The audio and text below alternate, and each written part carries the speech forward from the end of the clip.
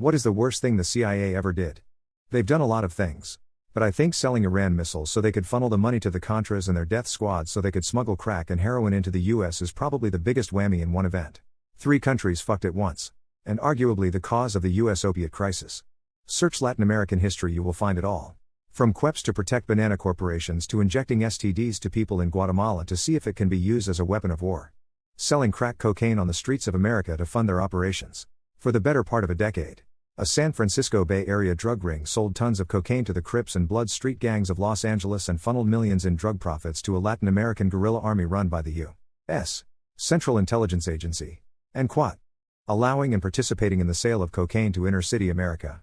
Aiding in the crack epidemic. To supply rebel groups in South America weapons and funds BC they were afraid of communism. And then flipping and prosecuting those that sold the drugs in America unrelated to the war, all under Reagan's Just Say No campaign. I wouldn't say the worst, but definitely overlooked and not as heard of.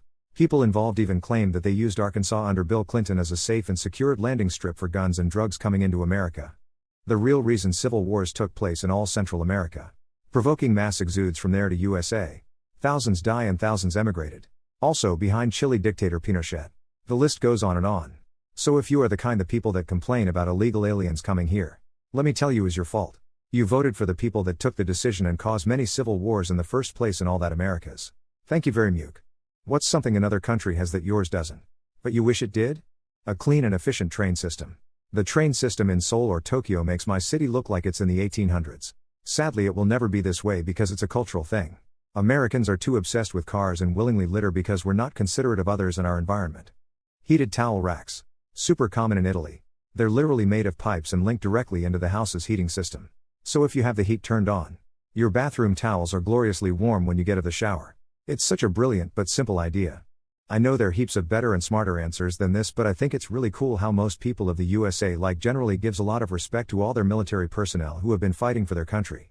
I see every other answer as being important stuff, and the only thing I can think of is how we don't have food courts in France. I want a huge place where I can get a burger from one place and a beer to another while someone else get a pizza and another go get a vegan curry. And still get to eat together. People that are more willing to look into things rather than just jump on trendy hype trains. #X200B. Case in point. Everyone saying universal healthcare should really look into the Fraser Institute and its studies on it. Exciting climate. Bloody England last week, it rained, it snowed and it froze. There was a few hours of sun, everyone was happy and sunbathing in 14 deep, then it rained and thunder. Nobody got hurt, nobody froze or dehydrated or even slipped over on ice because the weather is so bloody tame here. I just want to play golf in the sun or have enough snow. I have an excuse to work from home and torrential rain enough that I don't have to wash the dust off my car every week. Boring but safe. May gimme some weather, we have nothing to talk about. Why would anyone want to live in a cold climate? Winter can be unbelievably beautiful. The snow on the trees. How quiet and calm it can be. The icicles shining. And about a million more. Cold climates are so much more enjoyable when you dress warm and participate at the fun activities in winter to get outside and see the beauty. No bugs, no pollen. Sweat is disgusting. Snow is beautiful. Cold is fought off by wearing more clothes. Heat is fought off by moving to a different climate.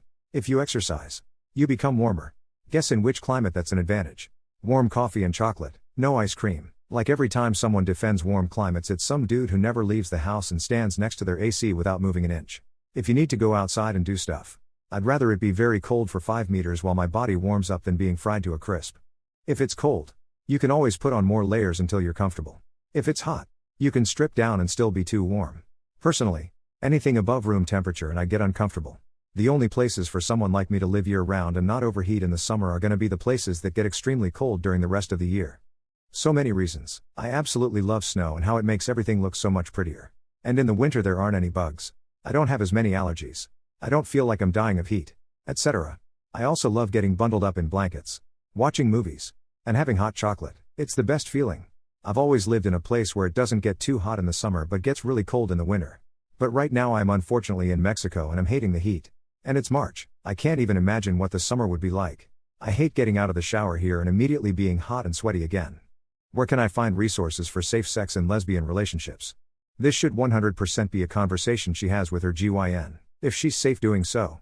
I do not know the answer but just wanted to say thank you for being the kind of parent that she's able to disclose to. It is very nice to see this question come up with this context. Have her look up the website Scarlettine. Best sex ed there is online. Google it. You can also look into safe sex, harm reduction, and LGBTQ support agencies for info. But seriously, Google it. There's a plethora of information related to safe sex, use of toys and protections, etc.